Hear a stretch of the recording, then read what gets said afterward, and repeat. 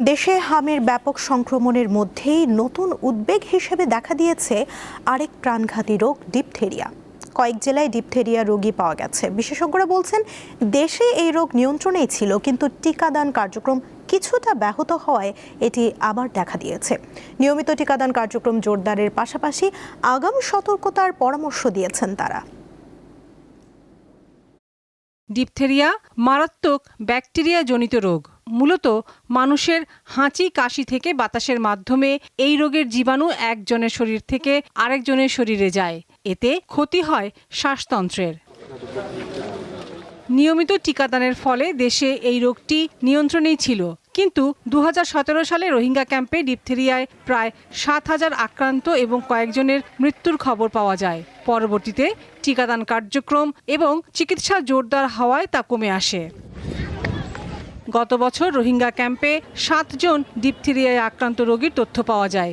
দেশের বিভিন্ন জেলায়ও এই রোগী পাওয়া গেছে বলে জানালেন এই বিশেষজ্ঞ। আমাদের দেশে ডিপথেরিয়া প্রায় শূন্যই হয়ে গিয়েছিল।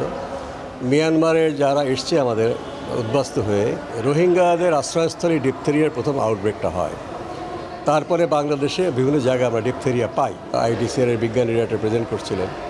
দেখা গেল যে বাংলাদেশে বেশ কতগুলো জেলায় আমরা এরকম স্পট পেয়েছি। তিনি বলেন, নিয়মিত টিকাদান কর্মসূচি চালু রাখলে এবং বুস্টার ডোজ দিলে ডিপথেরিয়া হওয়ার আশঙ্কা কমে যাবে।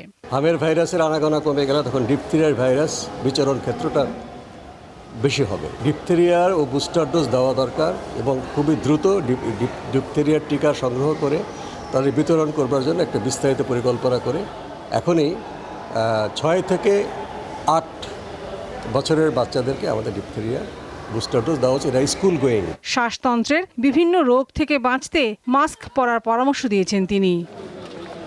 লাবণী গুহ, দীপ্ত সংবাদ, ঢাকা।